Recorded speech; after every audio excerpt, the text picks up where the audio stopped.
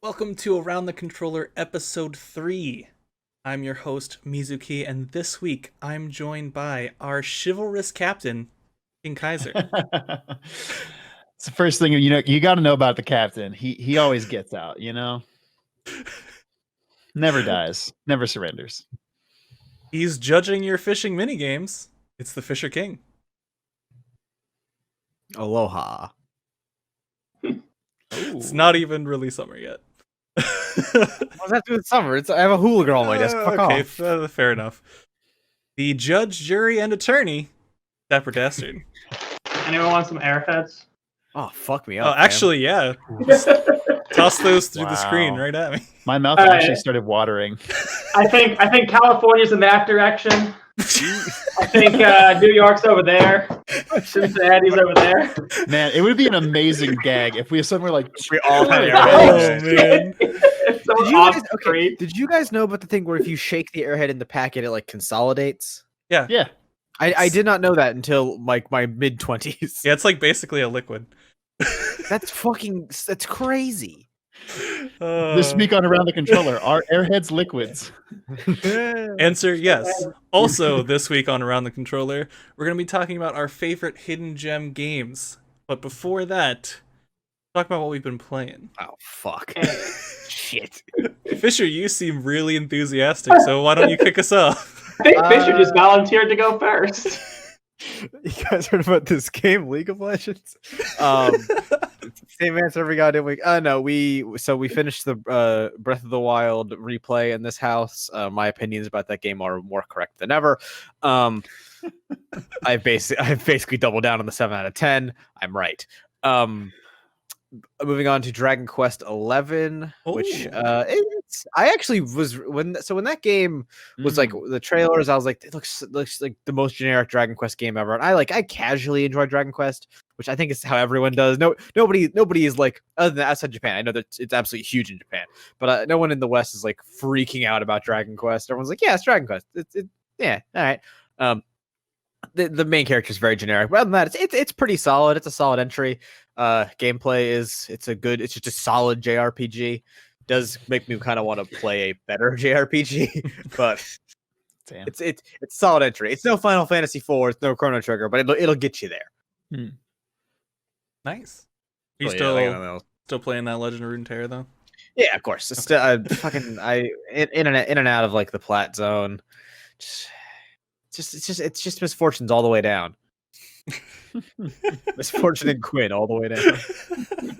And I'm out here fucking playing Draven Jinx like a schlub. All right, Dapper, what have you been playing? So for the most part, I'm really just stalling because in 7 to 10 days, I'm getting Xenoblade Chronicles Definitive Edition, and I don't want to get too invested in anything else before that comes out. So I've just been messing around on Fire Emblem and League and just shit I don't mind putting down once something better comes along. The one thing I did play that was fun is I played this free, really goofy puzzle game on Steam called Helltaker. It literally is just this short puzzle game. Takes about an hour at most to beat, where you're just this guy known as Helltaker trying to collect a harem of demon girls. It is adorably cute in so much of it and very funny. So downloading this right now. It was one of the more enjoyable hours I've had this entire week, and the extremely adorable artwork helps it a lot. Cool. That's one of the best taglines for a game I've ever seen. Helltaker is a short game about sharply dressed demon girls. You have my attention. It's true. I love how they mention puzzles 0% of. Yeah. You can actually skip every puzzle in the game, I think, except for one. Oh my god. You literally don't have to play the game.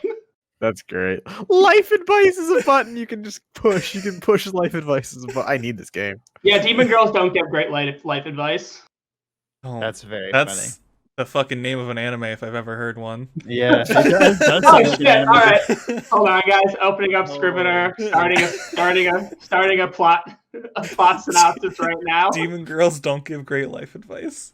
God damn it! Just shoot that over to Crunchyroll. Cash in that cash money, dude. Seriously, that's weird. They're already depositing money in your account. How'd they know? All right. Anything else, Dapper? No. Now move it over to Kaiser.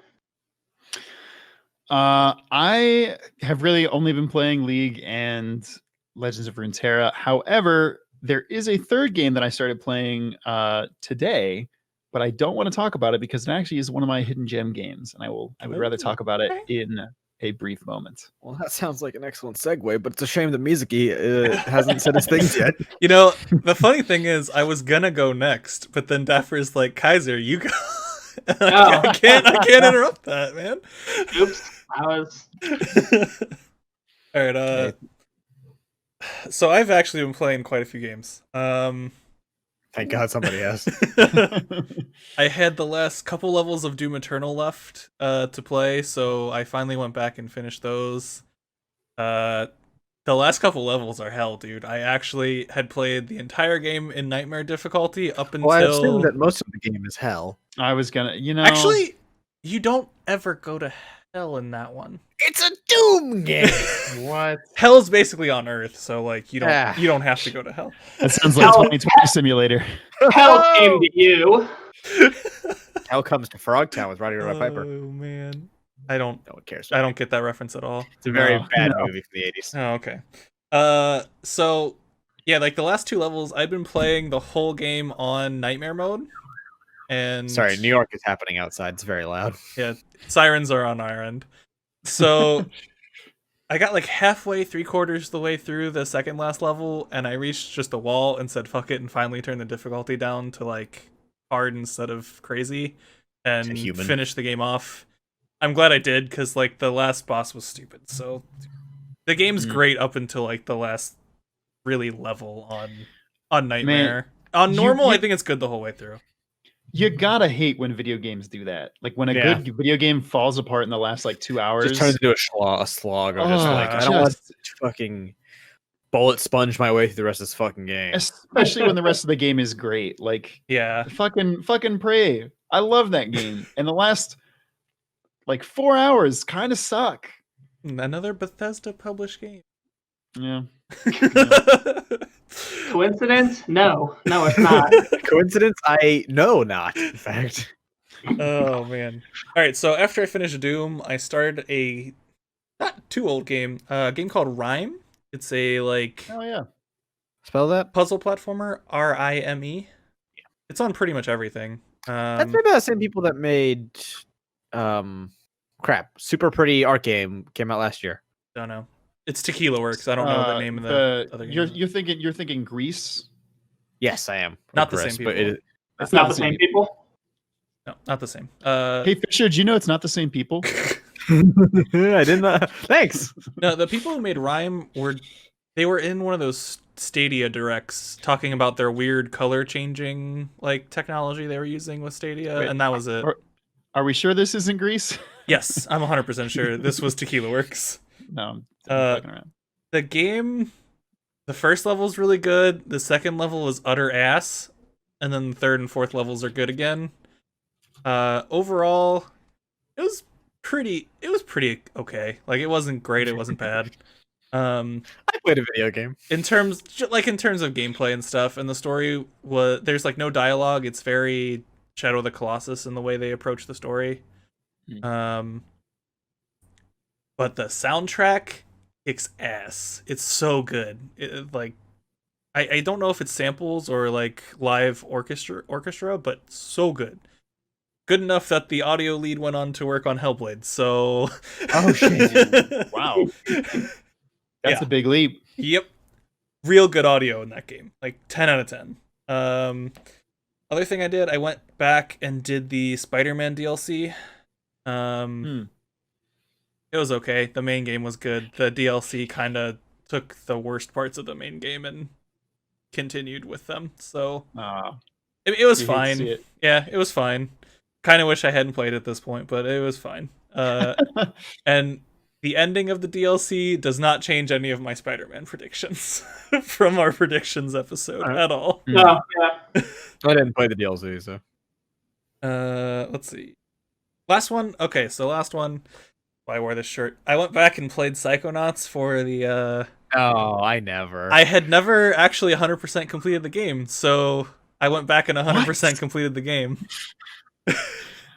That's because it's kind of annoying. Like you gotta grab all the little figments, and Not wrong. to 100% it, you have to do this punching mini game in the first level to completion, which is the most frustrating part of the entire game. Is doing that punching mini game to completion. Look, I played the game. I don't remember this punching mini game at all. Yeah, I don't 'cause either. normally you only have to do the first level of it to continue through the story, and you just forget, like, you don't even think, I'm gonna hit the button again and there's gonna be more levels. Hit the button again, there's more levels. And they get progressively suckier as you do more of them. So yeah, that's, I think I did it in like 13 and a half hours, and probably 45 minutes was doing the punching mini. Jesus. It's gotta hurt. Riveting. Yeah, I don't recommend doing the platinum on the game. Just play it. Other than that, just played League of Legends. So pretty much. Bunch of All riot hairs up. sims. Yeah, Volbear's up. Me and Kaiser were playing that a little bit last night. He's It was trash. pretty Apparently.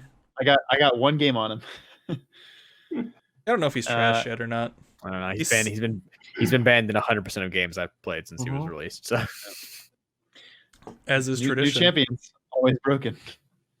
Always banned. What? Both. one way or the other. One way or the other. Broken bad or broken good. We'll find out. And either way, banned. Now that we're done with the weekly League of Legends segment of this podcast, let's talk about something else. Let's talk about our hidden gem games. So, the criteria we were talking about before for hidden gems are games that weren't commercially super popular, didn't sell a bunch of titles, are good games. They can be old, they can be new, they can be indie, they can be even AAA.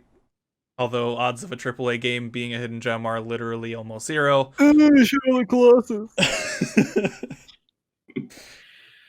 Yeah, so that's pretty much our criteria, is can't have sold well, like fantastically, and generally is not super well known throughout gaming.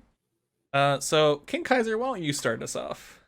Okay. Are we going down like you do one, I do one, or are we just doing all through the list? Let's take turns. I think that'll be less boring for all of us. Especially if some of us happen to have ones that match. That'd be an interesting thing. Cool. All right, I'm going to start with a game I guarantee nobody here has ever heard of. This is a Super Nintendo game, came out in 1994. It's called Robo Trek, which is just about the most generic game name I've ever heard. It only sold 65,000 copies, 40,000 in the States, 20,000 in Japan. Nobody fucking played this game. It was published, though, and made by Square. So pretty legit JRP lineage. The twist in this game is you are a kid. You don't fight. You're not the chosen one. You just build robots, and they do the fighting for you. You start with one. Eventually, you get three, and that's like your party. But you can customize like everything that they have. Like you can change their like chassis. You can change their right hand weapon, their left hand weapon. Like if you want to give them more armor, you can swap out one of the weapons for a shield. Like all this different stuff. You can customize like what skills they're going to be able to use, stuff like that. You can like build the actual parts to them. So it has like a system where like you fight enemies, certain enemies drop certain items. If you get enough of them, you can build items like I guess like a Monster Hunter kind of thing. It's in like every video game nowadays, but this was back in 1994, so that was really cool. And also like the levels of the game are kind of diverse. Like you start with like a pretty standard mine area. It's like just a kid going through a mine. There's like some monsters and stuff, but then you get to like a haunted house, and you're straight up like punching ghosts with your giant robots. They're not giant, they're like human size, but and like eventually it goes to like an alien spaceship. Like it's just kind of all over the place. The story's not great, but the game was really, I think, critically underlooked for how fun I thought it was. Going back to play it was very enjoyable. 65,000 copies sold total. Yeah. That game flopped. Brutal. That's early on. Like that wasn't super unusual for that number of copies. And it was made by guys that went on to make Dragon Quest. Yeah. I'm assuming combat was like turn-based, right? Yeah, it's turn-based. Turn-based RPG. Yeah, it was fun. You're definitely right. Never heard of the that. box art is the fucking ion cannon from Star Wars. Yeah, it's not. All right. Well, now I have to edit that in. Cool. Yeah. It's my turn to terribly. suffer. I'll be here just to suffer. Right. Yeah, but that's my first game. Cool. Fisher, what's your first one? You want something absolutely no one has ever fucking heard of, or something that people might have heard of? You know, go crazy. Go where no was off one's the heard wall. of before. Oh, okay. Let's talk about Super Time Force Ultra. Anyone got this one? No. Wait. Was this like one of the launch titles for the Wii that like? I don't believe so. No, this is Okay. an indie game. Yeah. Super Time Force Ultra is a radical ass game about like fucking fighting villains in like a sort of like Saturday morning cartoon show style, but you're part of the Time Force. And the gimmick is it's like a side scroller bullet hell, like not even bullet hell, just like an absolute mess of a game. There's all particle effects flying around. And you control the Time Force, which is a bunch of characters. Like there's a man with big gun, lady with machine gun, robot friend from the future, loud fucking motorcycle outside, dinosaur from the past that does kick flips, and it is like has like radical shades on, like a Hawaiian shirt. It's just like over the top, ridiculous, shooty, fun action. But like the whole like each level you're on is like a 45-second timer you have, and you basically have to abuse the time. So you can leave like basically images of yourself, or like leave your past run in place. So you can do a run where you're destroying all the monsters, so that you can have another run of you go over that and just ignore it. It's basically if when you played Super Meat Boy, you know how at the end of a Super Meat Boy level you see all of your lives go. Mm-hmm. You see like the ghost trail. Yeah, it's like what if you were doing that as you play it, and every life you take is still there. That's very cool. And so it gets down to awesome. It's a great game. And so it gets down to like you're at the boss fight with 4 seconds left, so you have to do like 85 versions of yourself all just hammering the boss. But the boss is also doing like all 3 of its phases in those 4 seconds. That sounds really interesting. It is super an cool. absolute mess. I think it's on the Switch. I was gonna say, what did this come out on? I don't know. It's made by Capybara Games. They did they did a bunch of good stuff. Yeah, They've done Grindstone. Grindstone, yeah, and Below is their other big one. Oh my god, yeah, okay. Super Time Force Ultra. Yeah, I want to say it's on like Switch. I see three Xbox 360, Xbox One, Windows, PS4, PS Vita is what I'm seeing. Yeah, it looks like not on the Switch. Yeah, our arcade fans. I believe it reminds me of Clank Time puzzles from Ratchet and Clank: A Crack in Time. Sure, it's got big Metal Slug energy. The whole game controls like Metal Slug. It sounds like Metal Slug and Chrono Trigger had a baby. Yeah, a little bit. Yeah, it's weird. I believe the definitive edition is also called Super Time Force Ultra. Okay, let's go, which is such a fucking good name. Okay, that's great. That's fantastic. I might have to try that out. That sounds really interesting. Yeah. I'm trying to figure out. Yeah, I try to remember. There's like a bunch of dumb characters, but it is on Steam. I own it on Steam. Huh. That's very cool. All right, Depper, what's your first game? All right, I'm jumping back to my childhood and talking about a game called Winback: Covert Operations. Okay. This is a 1999 N64 game. Oh, look at this fucking police knots looking motherfucker. So the story is really simple. Basically, you're just part of a special agent force going to take down a terrorist squad who have taken control of like some super laser. Again, super generic stuff. But it was a really fun third-person shooter for the time.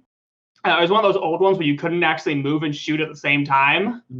Wow. But what was actually interesting about it is it was one of the first games to include a cover system in a shooter, which later influenced things like Metal Gear Solid 2 and Gears of War, which are the most famous ones. So it's one of these SWAT 2. Excuse me, Time Crisis? Time Crisis. So yeah, it's one of the OG cover system shooters, and it was honestly a really fun old N64 game. I'm looking at gameplay footage of this right now. This looks pretty good, actually. One of the things I also liked about it is you basically lose. You're part of a squad, and you basically lose contact with all of them as the mission starts. So like on your menu, there's like a squad status, and as you go through the game, you can reconnect with your other squads. Some of them get killed. You have a chance to save or rescue others. So it despite being a simple story, it had some fun elements to it, and was just like again, not amazing shooter. I don't know if it would age amazingly well, but for its time, really slightly ahead of the curve fun shooter game that I recall never being able to beat because I was 7 and bad at video games, but still had a lot of fun with it. Yeah, could you say the name again, Dapper? Winback, just so WINBACK. It got released under like 2 different names in US and Europe, but if you just type Winback, generally how it's known. This is good. I'm into this. Sounds cool too. Man, that sounds cool. What was on? What was it on? N64. Huh. N64 had a bunch of weird, randomly good games. It did, man. It was a fucking wild time. There are at least like 2-3 other like hidden gem N64 games I was thinking of putting on my list. Might use another one of them. Hell yeah, dude. All right. My first one is actually a Sony published game, which is fucking wild. Okay. It's called Legend of Legaia for PlayStation 1. I know it exists. You may be thinking of Legend of Dragoon. No, I'm not thinking of Legend. I'm thinking of Legend. So this these game box arts are so fucking good, dude. You have to add all of them in. Oh my god. I will. I'll have to actually put effort into this edit. So Legend of Legaia. That's a great box art. It's a turn-based RPG that has fighting game elements in it. Yeah. So, yeah, I thought I'd get your attention with that one, Fisher. So, this is made by Sony. This came out, I think, a year or two after Final Fantasy VII, like 98 in Japan, 99 in the US. And basically, whenever you go into fight mode, which is the equivalent of like a normal attack in Final Fantasy, it opens up essentially a new dialogue where you input up, down, left, right, as whether you hit high, low, left, or right. And in order, if you want to like maximize how much damage you do, you can chain those together for each character to make combos.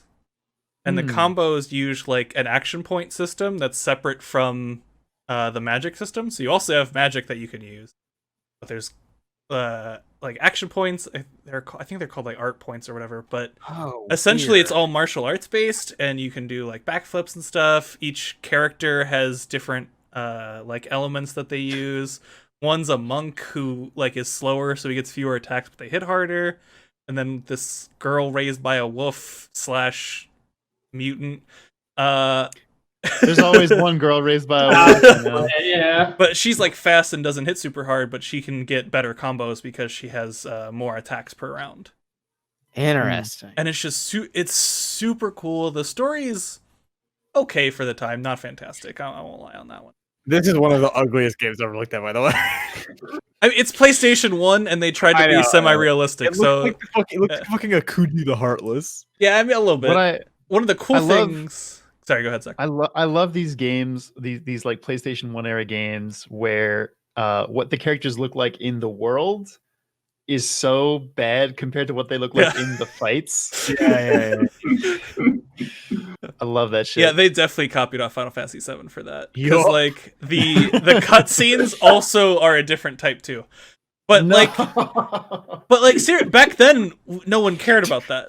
That's a modern thing that we care about that shit.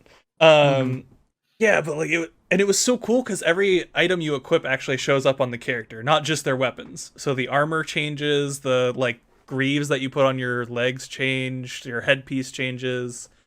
and man, like they this, actually power up different parts of your body, so you can have a weapon in your left hand, and then like a greave in your right hand, and your left hand will do more damage.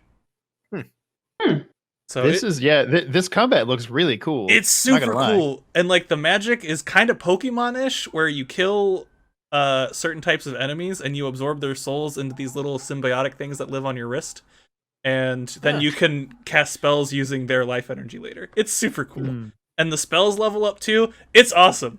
It's such a cool fucking game. Everyone should go probably emulate it because you can't buy It's got it. shades of Pokemon, dot hack. It's got everything, man. Final Fantasy 7. It makes me think of Grandia a little bit. Looking yeah, a little bit. The area of attack spells work kind of like Grandia too, where you don't completely control where your character goes, but the area of attack still hits on your target regardless of where they move to. So yeah, it's literally got a little bit of everything. Radical. All right, Kaiser, what you got for game number 2? Oh, game number 2. This is another JRPG. Also features robots that you can completely customize. There's a theme going on. Yeah, 4. Nobody played it. No. So this one is copy sold unknown, but I guarantee you it's bad.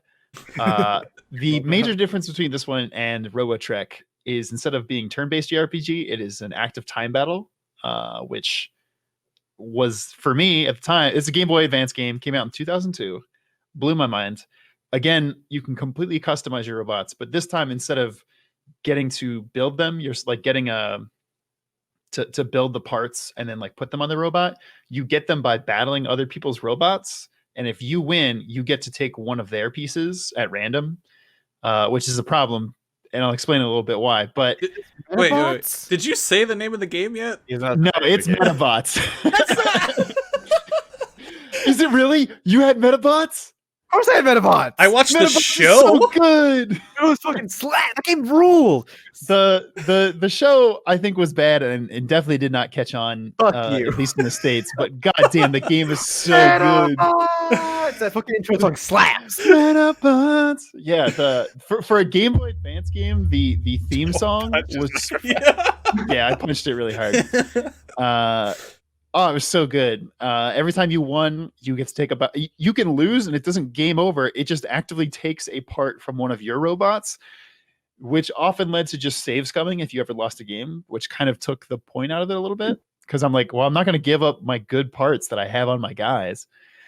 But you could get some really broken strategies. Like I got one like headpiece that could like stun an enemy for a turn. I'm like, oh, every battle, like just start off at that. And basically you could target different parts on the enemies. So you're like, their right arm has like the super strong laser cannon. Let's get rid of that piece so they can't use that. This game rules. There's another Game Boy era mech game that's an RPG that also has that same system of targeting individual elements. I wish I could remember the fucking name of it right now, but I cannot for life. This game kicked ass. Biggest problem, the final boss fight is so bustedly hard. I never beat it, and I blame that. Now. Well, I didn't go back to play it. Okay. But Front Mission 3. Front Mission has. Yeah, it does. This has big. We want to be Front Mission, but for kids energy. Mm-hmm. But the problem was because you at random get a part from your enemies. You would sometimes not get the good part of an enemy. See, I didn't even know that as a kid. I thought it was whatever piece I hit the most I would get. Yeah, maybe it was that, and then I'm just an idiot. But like, I legit like I got to the final. I got beat everything, no problem. Got to the final boss, and I just played it for like many like days and couldn't beat him. And I was like, well, because right before the boss, you're allowed to save, but you can't go back. So you're just like, well, this is the equipment I have. Rotate those saves, son. Yeah. RK fan says, yo, Kaiser, if you like robots so much, have you heard of this little series called Mega Man? Yeah, I have. I love Mega Man. Well, what about Mighty Number 9? Hey. Don't we still have a key for that sitting around somewhere? Yeah, I actually owe a dude that key. I totally forgot about that until I said it. I owe Jaming something. I forget the rest of his name. I owe Jaming a fucking Mighty Number 9 key. Fisher, what's your second game? All right. Let's talk about this one. You might Medabots 2, the Metabotting. I'm genuinely curious to see if you guys know this one enough to tell me to fuck off. Her story. Oh yeah, that's pretty. Yeah, That's feel like not a hidden gem. yeah. Okay. Fine. Her story slaps. Go play it. It is a great game. Go play it. Or go watch it. It's not much of a game. It's true. Let's talk about another one you might tell me to fuck off on. VA11 Hall A Cyberpunk bartending. Valhalla? Yeah, I think it got some pretty good press. All right, moving on. One you. I would give that one to him, actually. Yeah. Okay, then take it. I would give it. I think it was well received. I still don't think it's hugely well known. Yeah, I don't think anyone fucking played that game. So, Well, enough people played it to get another game, but Yeah, that's it's a great about game. it. Well, So I talk about it. to get a crowdfunded sequel, but Yes. Yeah. So VA11 Hall -A or Valhalla, as it is. That's the joke.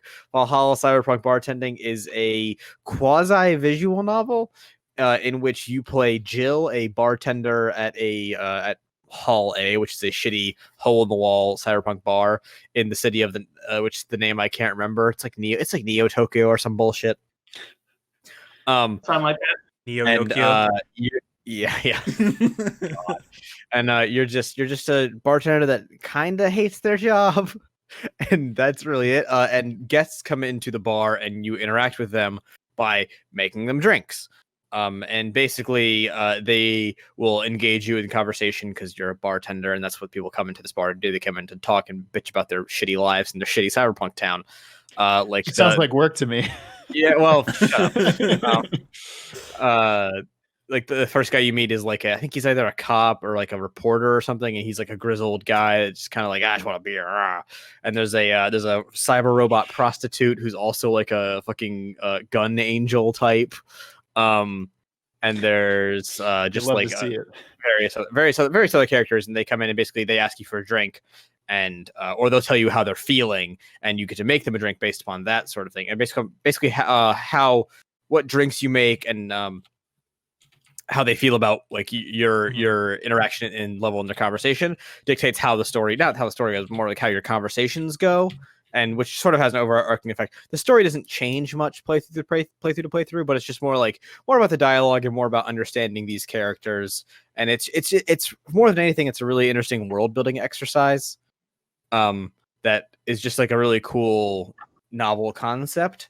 It's, as mentioned before, it's getting a sequel, which everyone's very excited for because it has dating sim elements into it. Oh, I got two additions for this one because Valhalla's on my. I want to eventually get around to playing that one. I love it. It's a great game. Great game. Also, art style in that game and soundtrack. Ooh. Oh yeah, very good. If you're a drinker, How to Drink did a very good episode on Valhalla on YouTube. So Google How to Drink Valhalla, you'll find it. Also weirdly popular in Japan. This game that is weird. It's there's a bunch of art of Jill, the main character, in like phone games from Japan. I don't know why, but that's an interesting note. That's weird.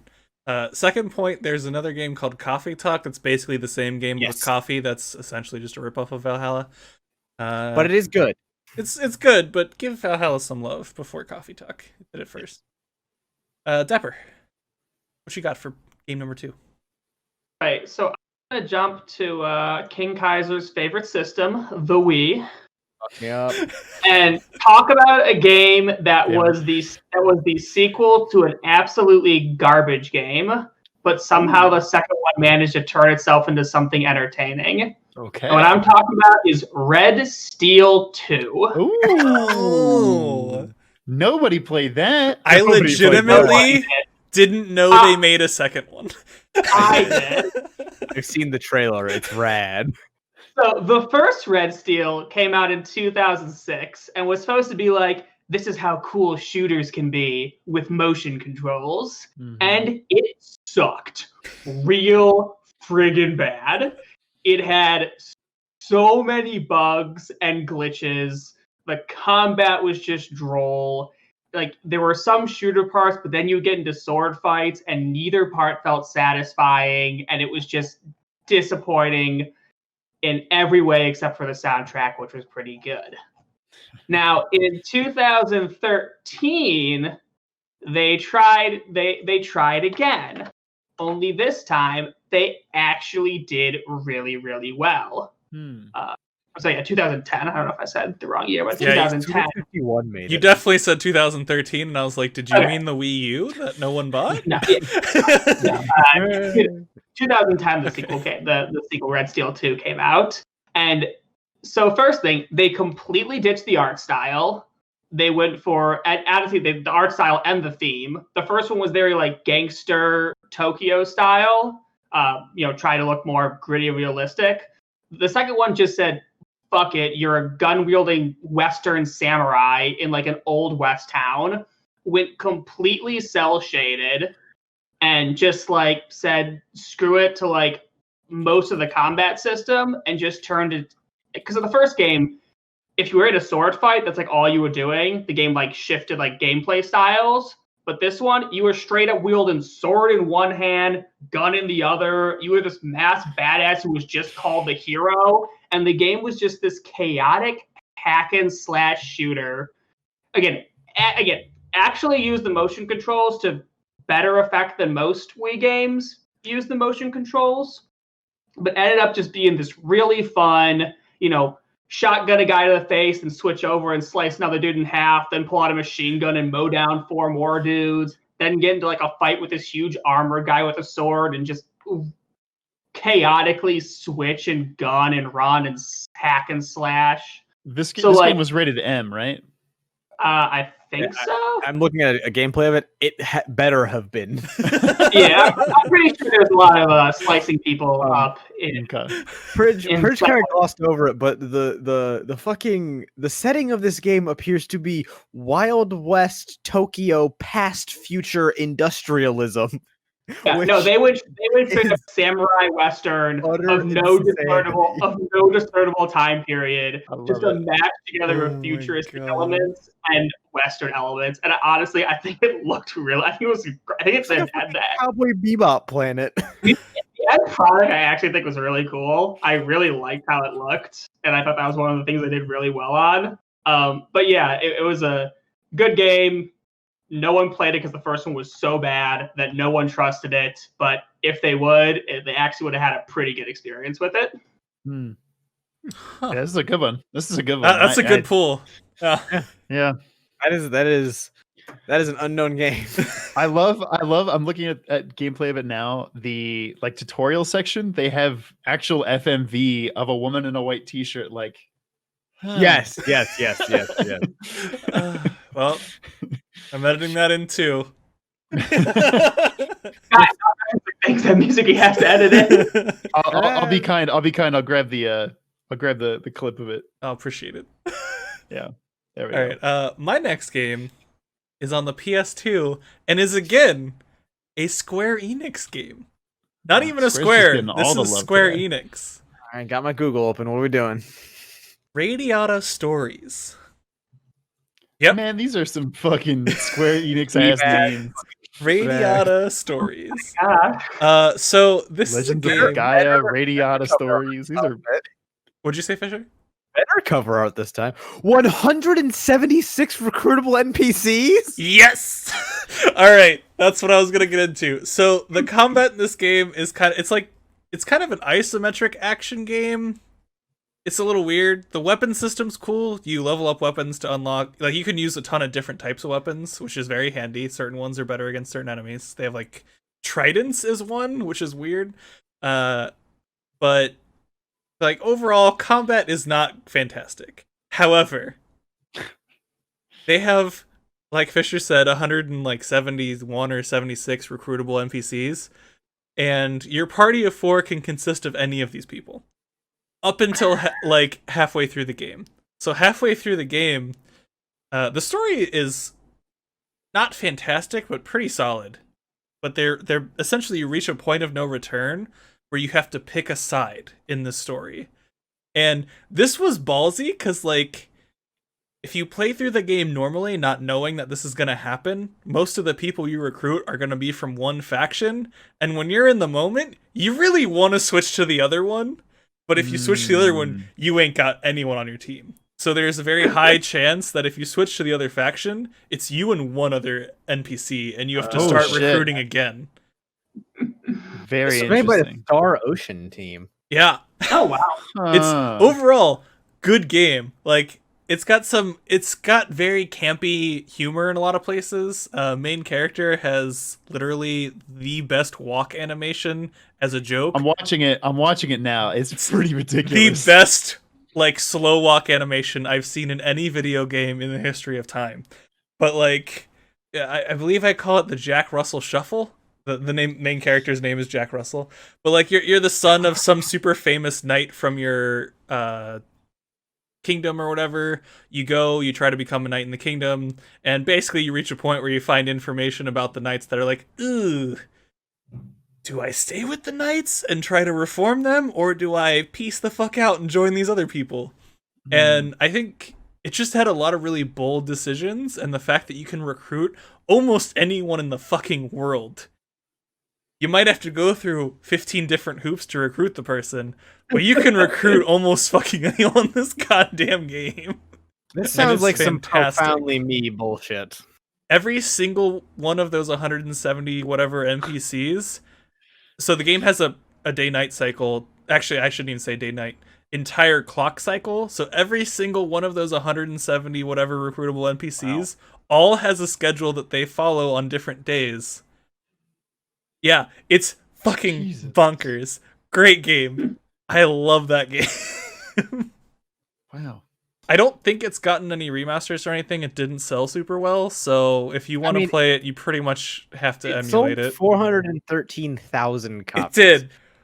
100,000 of those were in America. Yeah, the rest were all Japan. Yeah. So Japan liked this game. Japan liked this game. The world didn't give a shit. Yeah. But it's really...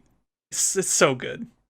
Such a good... And like the art style actually ages pretty well too, because they didn't go... They didn't go realistic. No. So it actually ages better than most PS2 games. Alright. Kaiser, give us another for one. PS2, this looks pretty damn good. Alright. My next game. Alright, yeah, I gotta talk about this one. This was what I tweeted out and is also in the Discord. It's Elite Beat Agents. This game is so goddamn good. It sold 120,000 copies, which is very little for how good it was. Is that total or in the US? Total. Oh fuck. Whoa. Okay. Yeah. Here's the thing though. This game was done using English music, so it didn't come out in Japan. Oh.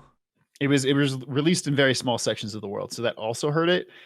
But considering it's a game using various like English pop songs from across the decades, I feel like it could have done better. Also, it was sold on the DS, which is I think the best-selling portable console of all time. So, like, but in case you didn't know about Elite Beat Agents, it's a rhythm game, but it's not just Guitar Hero Rock Band. You show up, you pick the song off the list, and you're just playing it. You are members of this task force called the Elite Beat Agents, and whenever somebody has a problem and they like scream out for help, this agency sends out their agents to sing and dance, and through the power of music, those people's lives start turning around. So like, it's like if you sang the State Farm jingle and a fucking mariachi band showed up to help you. Exactly. And through the power of magic, that actually worked. Like, there's the fucking power of magic, dude. There's one of my favorite levels, which features the anthem. This is the anthem. Throw all your hands up. Good Charlotte, great. But it's real ass songs. It's not like songs made for the game. Here's the thing. It's real songs. They got the licenses, but they couldn't afford to pay for the actual, like the original versions of the songs. So they got cover bands to do those songs. I prefer that actually. So you're listening to a mock-up version of Good Charlotte's The Anthem while you're dancing and singing to it, and the character you're trying to help is a has-been baseball star. Like, he used to be like fucking Barry Bonds, and now he's like all washed up, and he's like working as a janitor at a theme park. And then like this one kid's like, oh, hey, that's so-and-so, like sign my shit. And you're like, no, kid, I don't play baseball anymore. And like, you're feeling all sad for yourself. And then all of a sudden this giant like lava monster shows up and he's like tearing up the place. And the kid's like, save me. You're the baseball hero. You can save me. And then he's like, help. And then all of a sudden like the agents show up and they're like, let's go. This is the anthem, bro. Oh, yeah. And he's like, I got this. And he like cracks a baseball and like beats the monster in the face. And the kid's like, you're my hero. And you're like, yeah, it's such a good game. Oh, I really wish I bought that. I think there is 27 songs in the game. I think it's like mid-20s. Some of them are more forgettable than others. Some of them are absolutely like essential. The game also ramps up in difficulty so much, like a lot of good rhythm games. Like you play through it in the base difficulty, then once you beat the game first, then it's like, oh, you can play like the harder difficulty, and you actually get different agents per like difficulty level, which is very cool. The difficulty on the like hard mode for the final boss or the final level, which is Jumping Jack Flash, is fucking insane. It took me like 5 hours to beat it, hearing that song over and over and over and over and over. But then it has like an expert difficulty where you're playing as the Elite Beat Divas, who are like these sexy girls wearing like chaps, which is very funny. And it makes it even hard. It flips the screen backwards, and you get like less of a time to react. Oh, I should mention, because it's a DS game, you're not like Guitar Hero. It's buttons pop up and you have to like tap. It's stylus, right? Yeah. Yeah. This game is so fucking good. I am currently watching the Elite Beat Agents Earth, Wind, and Fire's September. Yes. This shit's fucking wild. It's so good. This game is so good, and nobody played it. It appears to be a lady employing various zoo animals to burn down something. Yeah. They all have torches. They're dancing to Earth, Wind, and Fire September. Excuse me. Earth, not wind, not fires September. The one other thing I do want to shout out really quick in this game is there is one song that is not like funny, campy, like this is wild and hilarious. It is the Christmas special song, which you play. You're singing and dancing for this girl whose dad died in a car accident, and it's like the first Christmas with just the mom and her daughter. Jesus. And it's super sad. It's you're the meaning in my life. You're the inspiration. Like that song. Oh, and, wow. And like straight up, if you fail to do well, her dad doesn't like, she just has a miserable life. If you sing well, the actual ghost of her dad forms in space and she gets to hug him one more time. It's fucking the Force insane. Ghost, please. Yes. Elite Beat Agents. Amateurs in necromancy. Seriously, it's so good. Like, dude, shout out. There's also a level where it's set to Avril Lavigne's. Wait, is it Avril Skater Boy? That's Avril. Yeah. Avril Lavigne's Skater Boy, where you are a taxi driver driving a pregnant woman to deliver her baby on time. That's just great. It's crazy. Taxi. So good. This game is so good. I'm so mad I never bought that. I saw that shit in GameStop all the time, and I saw the front cover, and I'm like, that game looks dumb. And now I'm like, I should have bought that. Fan says that it's $5 pre-owned from GameStop right now. If you have a Nintendo DS that you can actually power up and play, I legitimately this game. And the 3DS play DS games, I forgot. Yeah, I have a 3DS. I might go buy that right after this. I highly recommend it. This game is so good. Looks fun. As someone who loves OS, I might need to buy this. One more thing. The multiplayer for this game is fucking incredible. If you have another friend who is very good at the game, oh my god, I spent so many hours playing this with my one friend, who is the only other person in the world I know who had this game. But man. That's my Elite Beat Agents corner. I'm gonna end up buying like half the games we talk about or emulating them. All right, Fisher. Yeah, a lot of them are free. Luckily, all of mine. Nope.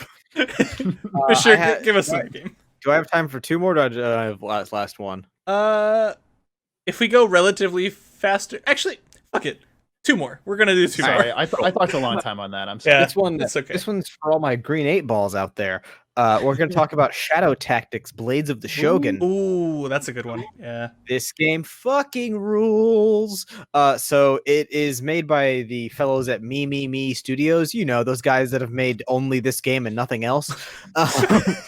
This is their only game? Fuck. Their only game. That's a good first and only game. I believe they're working on a sequel. So, for those of you unfamiliar, this is a spiritual successor to both the Commandos and Desperados games. It is a blatant ripoff of that gameplay style to a fucking T. It is a stealth strategy action game in which you control a very small team of people. In this game, it is various samurai, ninjas, kunoichi, and an old guy with a gun. You know, the standard classes in the world: samurai, ninja, kunoichi, and man with gun.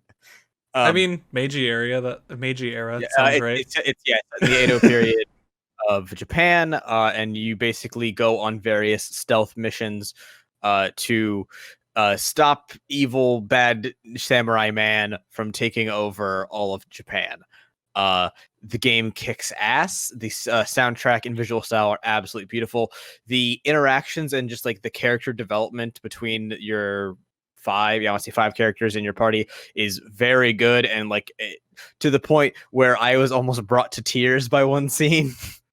Wow. It is, but for the end of the day, it is just a very fun, very challenging stealth action game that rewards tons and tons of save, try something, see how that how your butterfly effect one thing changes the whole level, reload, make a new decision, repeat until you get basically a perfect flawless run through the entire level. That is incredibly fun and satisfying to look at, and it's more than any of the Commandos and Mercenaries game. This feels like a puzzle in a way that is very, very rewarding when you actually finish it. It's actually kind of similar to how I said Super Time Force is earlier, where the game at the end of the day is just a puzzle that you have to work your way through, and working through that puzzle is so fucking satisfying. Also, once again, gorgeous. Yeah, I saw 8-Ball stream, I think the last level of this game, and it looked very good. Also, I believe it's on Game Pass, so it's also another win for Game Pass. $10 on Steam. Otherwise, it's pretty old at this point. I do own it. I bought it at 8-Ball's recommendation, but they are working on another game of the same style. I don't believe we know it's a sequel or not, though. It could be a different setting, for example, which I would be all for. Cool, very cool. Dapper, give us another one. All right. How popular was Kirby 64: The Crystal Shards? I played it, but that's. It's a Kirby game. It was a Kirby game on a Nintendo console that only had 300 games, so probably pretty popular. I think that was the last Kirby game that sold okay. You've been overruled. Hey man, Kirby's Epic Yarn was a great game Kirby too. Air Ride, motherfucker. That's the best Kirby game. Which is kind of sad, but yeah. All right, then my gut tells me also Jet Force Gemini actually sold decently well. Really? I don't think it sold well enough, but I think it's I think it's viewed as I don't know. Shut up. I think it's viewed as one of the great underrated, underappreciated games. I mean, it sold over 1 million copies. It's actually it's 46. It's 46 in the top 50 best-selling N64 games. Jet Force Gemini fucking slaps. Great game. I mean, listen, no mischief makers. I never played either of the games. It's a game that nobody played. If you don't have anything else, we'll accept it. Otherwise, move on. Something really out there, really freaking out there. Then bring it. Yes, please. All right, the game Betrayal at Krondor. What? 100%. Probably no one's heard of this. Betrayal at the Krondor on the Hill. You're right. So this is an old PC game from 1993, and it is an OG turn-based RPG. Ooh. This looks awful. Super fucking old school RPG. Oh no. again, one of like the first big PC RPGs. Ooh, I see some FMV in here. Oh, baby. So like I was super young when I played this game and was super duper bad at Holy it moly. because like a 6-year-old trying to play a complex PC RPG is not going to go well. But I still like the magic system so far over my head. I could literally not progress that far in this game because I didn't understand it. But like I've looked back at it and it's on Steam, so I kind of want to rebuy it and try it again because I still remember having a ton of fun with this game. Like, big open world, like tons of exploration. You had there were 6 party members, but they like would come and go based on what chapter of the game you were playing. You didn't always play as the same 3 or ever have like access to all 6 at the same time. You had, every character was either a fighter who used swords and crossbows or a magic user that I didn't know how to do because I was like 6 again when I was playing this game. A bunch of the treasure chests were only unlockable by solving word puzzles, which was super fun. But yeah, just like straight up crazy old, but again, it's regarded as being a very good game, but because it's a 1993 PC RPG, no one's heard of it. Yep, But you're right. It's actually regarded as like an astoundingly good game for its time. Published by Activision.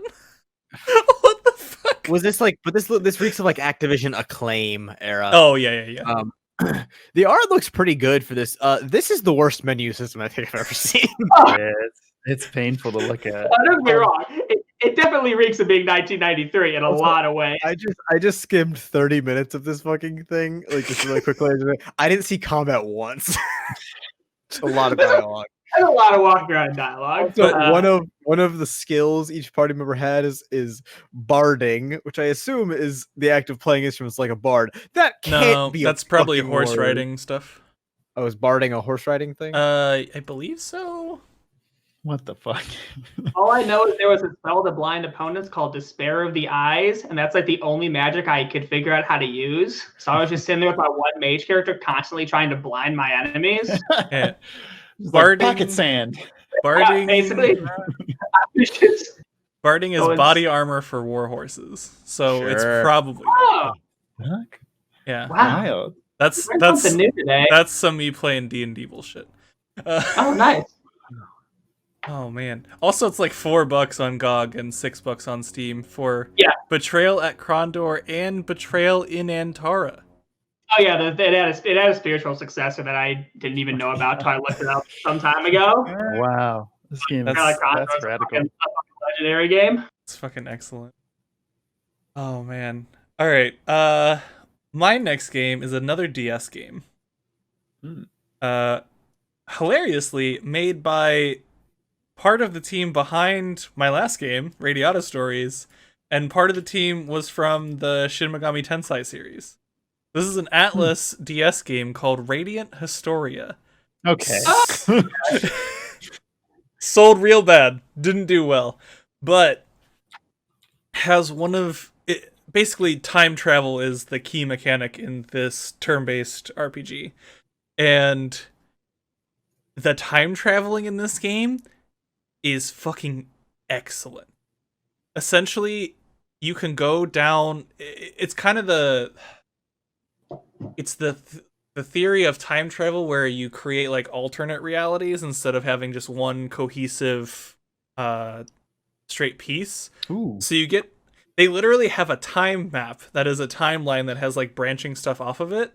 And I just saw it. It looks cool. It's so well done where like you can have multiple different endings in the game where you die and then basically you die or like the world ends or whatever, and then you end up at this kind of heavenly gate almost sort of thing, and there's these I can't remember if it's one god or if it's like a twin god sort of thing, but you get there and they're like, yep, you fucked up, you didn't do it this time, where are you gonna go back in time to?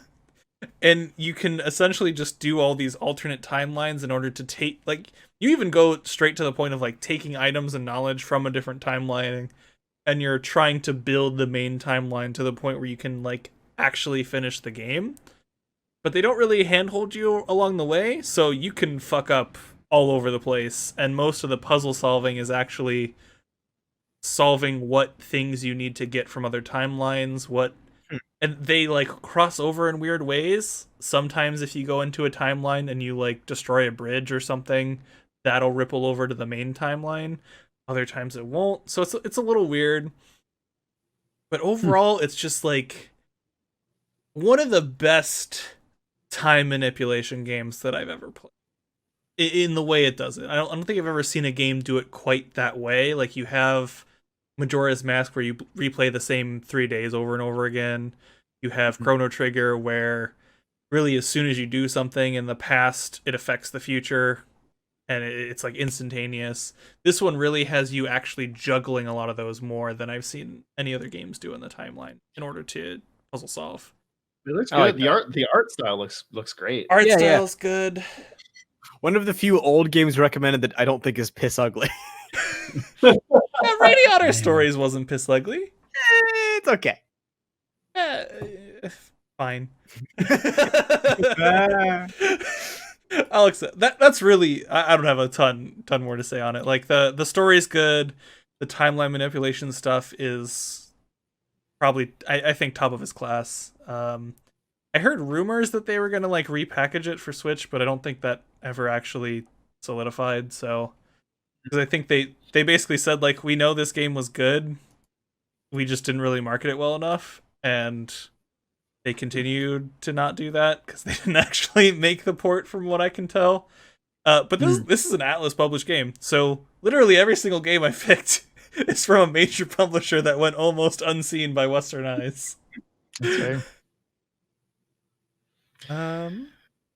Kaiser, this is probably the last one. So Okay, I'll keep this quick. Do you guys want either another Super Nintendo game or an Xbox, the OG Xbox launch title?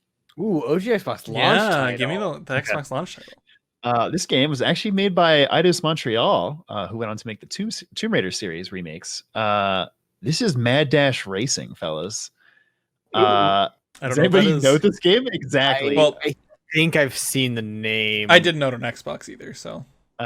It was a kart racer without actual karts. So the concept is that you're just these characters running, and it wasn't like amazing. It very much was like, hey, here's like a tiny twist on. Oh, this has some fucking big Diddy Kong racing energy that I'm here for. Yes, it does. The cool thing about it is like there would be sections where you'd like jump into water, or you'd have to like climb a cliffside, and instead of just like running or like just like holding a button to go, you actually have to like rotate one of the thumbsticks to like climb faster.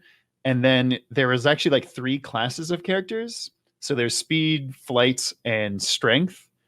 And depending on which character you are, each map, each race course essentially had a shortcut somewhere in it for each of the types.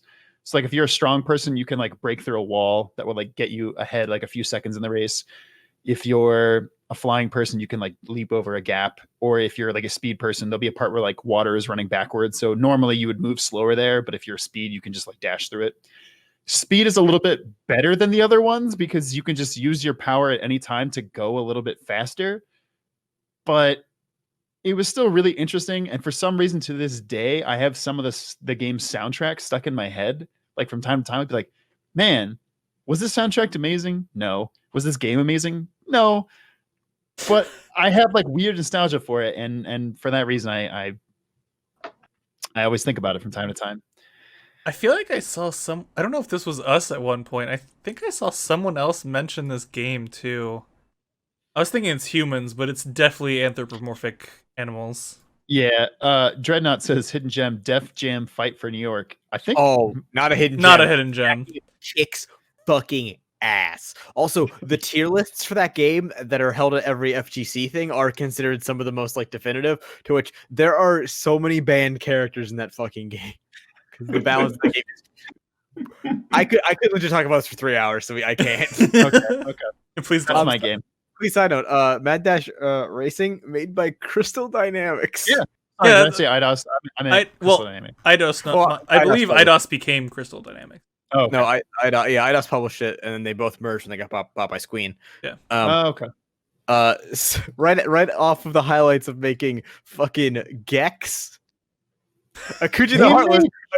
They made Akuji the Gex. Heartless all comes full circle. And God. fucking Legacy of Kain. Wow, what a fucking diverse list of Well, okay to They went from a bunch of like okay to good games to Mad Dash Racing. And now they make Tomb Raider. and now they're making Avengers, which Avengers. Yeah. Well, we'll see. We'll see. Yeah. All right, Fisher. Well, if they use that Mad Dash Racing experience or Marvel Avengers, it's gonna be a hit, baby. Easy, it'll be a hit. Give us your next game. I'll present you a game that none of you have played. Sunless Sea. Alternatively, I its actually sequel know what game. this is. I know what this game is. But Alternatively, its sequel game, Sunless Skies, which I have actually not played enough of yet. So I'm going to explain this by making it very complicated. Great. Sunless Sea is based off of a online interactive novel called Fallen London, which is made by the guys over at Fall Better Games, or the Fall Better team. It's basically an alternate history, Victorian era London with influences of like Cthulhu and dark magics and shit, but it's also like a parody of like British colonialism in Africa. It's a fucking wild. Basically, the plot of it is London, due to dark magical bullshit, sinks beneath where it is into basically an underworld because the surface world is no longer safe, and all of civilization has to adapt to living in but it's basically a gigantic Europe-sized cave where there are islands and water and no sun, so it's dark all the time. In Sunless Sea, you play a captain of a boat, and that's pretty much it. And you, as the captain of the boat, are tasked with basically your own volition going out into the Untersee, which is how they have, everyone has weird accents. I don't understand why. I didn't read the fucking online novel. Into the Untersee and just doing captainy things, which can involve like exploring, trying to make money, which is fucking really hard in that game. Fighting monsters, and the most important thing, which in the underworld, is trying to maintain your sanity, because you have 3 meters in that game which dictate how well you're doing: your sanity, your money, and your health, which your health is also sometimes your fuel. Oh, jeez. It is by the way, of all the games I've mentioned here today, by far the prettiest. My background on my computer is constantly just a rotating archive of Sunless Sea and Sunless Skies screenshots. Holy shit, this art style kicks ass. It's kind of roguelike-y. It's like it's all top down, and you really just can control a fucking boat and navigate through like dialogue and menus, but it's so fucking scary. The writing in this is some of the best writing I think I've ever seen in a video game. Like bar none. It's clearly that this game was written first and made second. The writing quality is absolutely I have a astonishing. very funny interjection for that one. So the reason I've heard of this game, I took a writing in video games class about a year ago, and this was one of the reference games that we had to watch like a couple presentations on. Yeah, it's the world building here is insane. The amount of work that has gone into like obscure references and like literary asides and books that are written in the canon of the world that you can go find and read the full fucking thing of, like multi-chapter long epilogue, like blows Skyrim's books out of the fucking water with this shit. It's absolutely insane, and frankly, it is a game that I have. Let me see how many hours of this thing I have on fucking Steam, because it's gonna be a lot. And I've never beaten Sunless Sea, because I mean, there's not like beating it so much. I've played fucking 68 hours of this game. Wow. Jesus. Yeah. Also, when you die, which is inevitable, you will die. You get to impart some of your shit onto your next of kin, who becomes the next captain of your ship, or next captain in your line. You can impart like your map, for example, because if you don't give your map along to the next person in line, the entire sea, except for very large islands, changes. Jeez. The exploration of this game is absolutely insane. Like the management of your own sanity and fuel, and like trying to stay near light and trying to remember where shit is. You can write on your own map. It's so fucking good. I need to go play Sunless Skies now, which I understand takes place in the same universe, but just instead of on the water, you're at the top of the cave because they figured flight out by this point. Hell Game's yeah. great. Yeah. Game's great.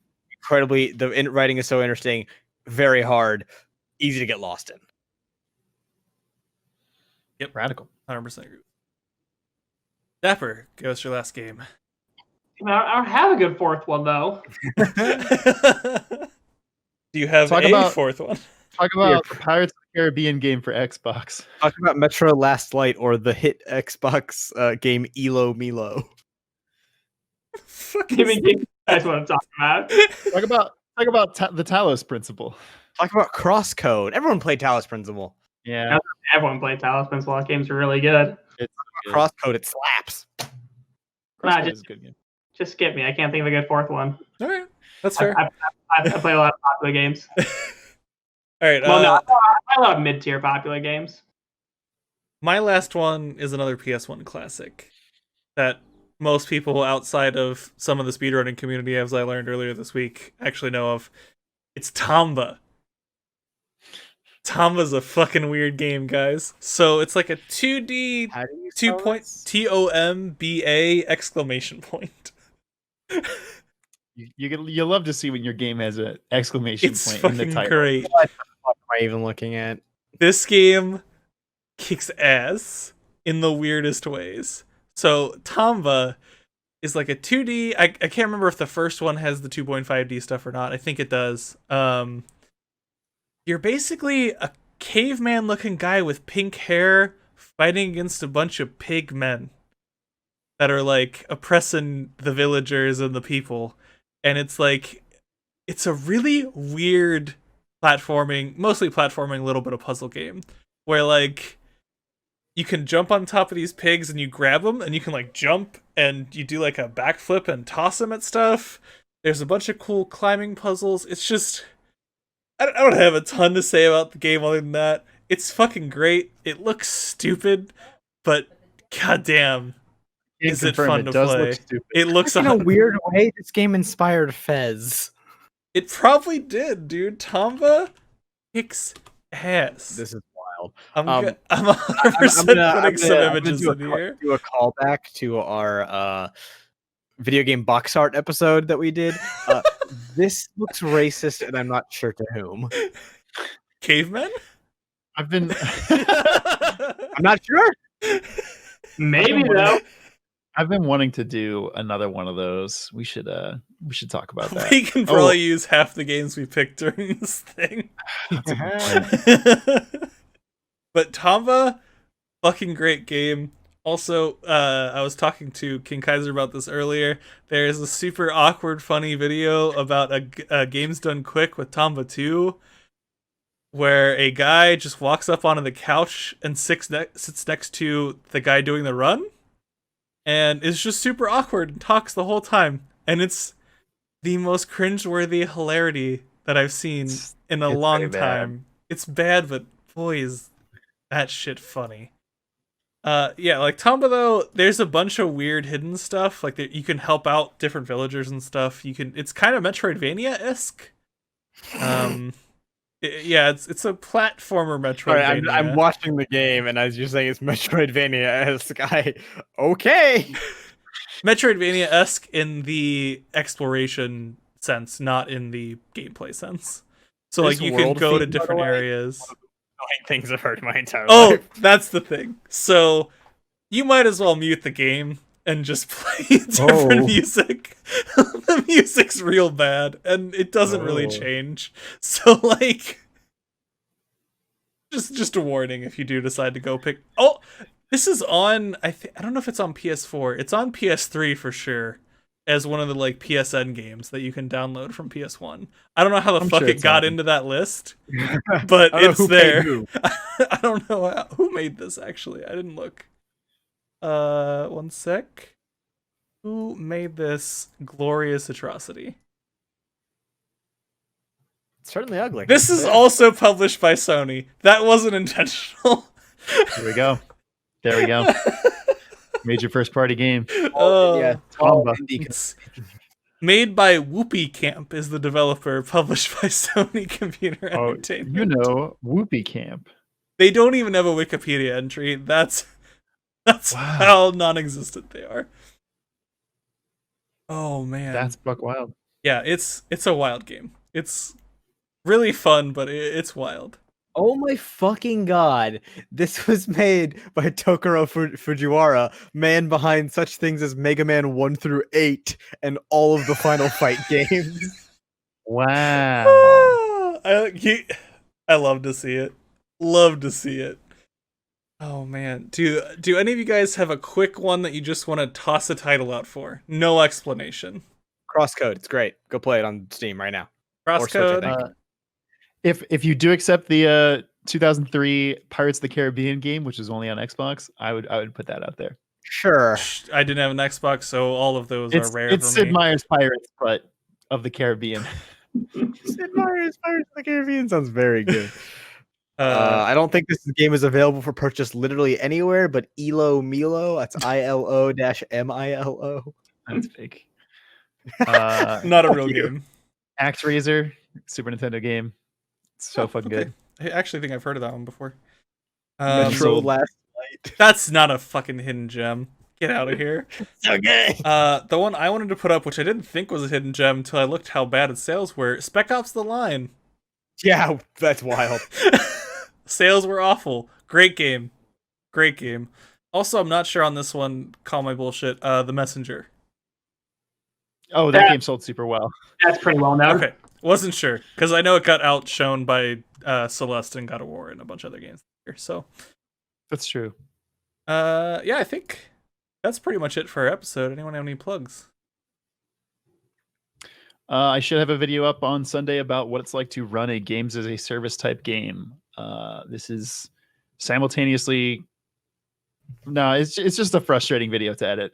That's not like it's like parts of it will be super easy because all I'm doing is just like talking over footage of a games as a service game, and then parts of it I'm like, okay, in order to convey my point, I'm gonna have to move a bunch of different pieces all over the screen and explain what's happening. Oh man. Lots of layers. That's like what I do for a job, and I don't enjoy that either. So Yeah. Oh, one thing I do want to plug, since I don't think we'll have any videos going up after this one. The PlayStation 5 game reveal is next Thursday, Yes. 4 p.m. Eastern, 1 p.m. Pacific. At least Zach Kaiser will be reacting to that. I don't know if we'll get other people or not, but I'll be available if you want me on. Heck yeah. figure that out later. But we will have a live react to that. So if you want to tune into Twitch TV/King Kaiser for that one. That's it. Unless Dapper, you have something. I ain't got shit. All right, cool. Well, Touch my microphone. this has How been soon- this has been episode 3 of Around the Controller, our favorite hidden gem games. It's been fun. See you later, everyone. Be a different outro at some point.